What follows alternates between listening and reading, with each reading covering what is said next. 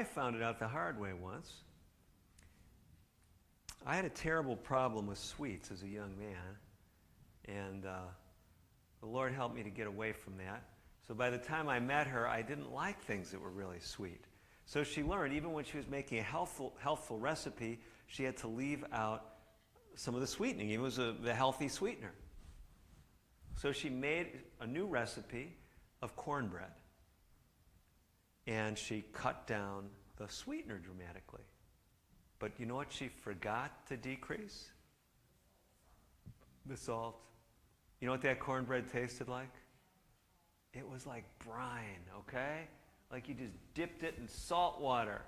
And we couldn't eat it. Now that was one of the times I was especially glad that we had a dog. No, I'm just being honest with you. So we gave that cornbread to the dog, and even the dog wouldn't eat it, okay? So I tell you that story to help you understand something. What masks salt? Sugar. Sugar. What's the question? Often. Yeah, often quite a bit. Yeah. Okay, that was ice cream often having a lot of salt. So here's the deal, though. If we could just decrease our sodium 30%, we would save tens of thousands of lives in America every year. That's what the calculations indicate. So just decreasing our sodium a bit. So we have a rule of thumb. If you go on this 30-day health journey, I'll tell you what we'll have people do. You don't have to do it from the beginning. We introduce a different thing each day of those 30 days. Is we have people start looking at the amount of sodium on the labels. And we'll ask you not to eat anything if there's more milligrams of sodium in the food than calories per serving. Okay? Now, here's the question for you. If you dramatically decrease your salt in your diet, how will the food taste? It will taste bad. I have some personal experience with this. And you might say, well, what's the point? So who cares if I live a bit longer if I can't enjoy my food anymore? But how many of you know that our tastes change over time? Are you aware of that? Do any of you know, by actual research, if you cut your salt intake in half, how long will it take before you develop an enjoyment for food half as salty as you used to eat? Any idea? 10 days is a good answer, but incorrect. Any other answers? A month. That's a better answer, but still incorrect. What do you say? 6 weeks. That's even better, but you're still not there yet. It takes a full 3 months before your tastes fully adapt to a dramatic decrease in salt. Okay?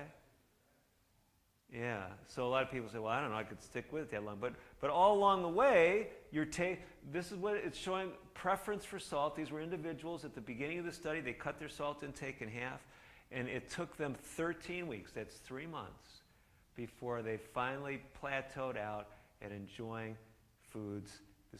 They used soups, different soups they could try, and they actually ended up liking the less salty soup just as much as the doubly salted soup at the beginning. It's quite remarkable, but it takes time.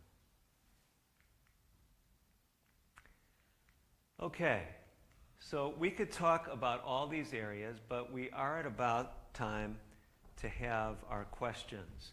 And I really want to talk about the things that you're most interested in, so I'm going to put this list up there, and I'm willing to take any questions about any of these areas tonight. Any of you have a question about something and say, well, you didn't say anything about blank. Well, that's why we're having this session. Don't leave and say, oh, well, the most important thing he didn't say anything about. I didn't like the lecture. Well, that's your fault because you didn't ask a question about it. Okay? So don't blame me when you leave if I didn't talk about something you wanted me to talk about. Okay, the natural adjuncts. There are literally hundreds of compounds, natural compounds that lower blood pressure. I'm not exaggerating. Same in the area of diabetes. And so you say, well, which ones to use?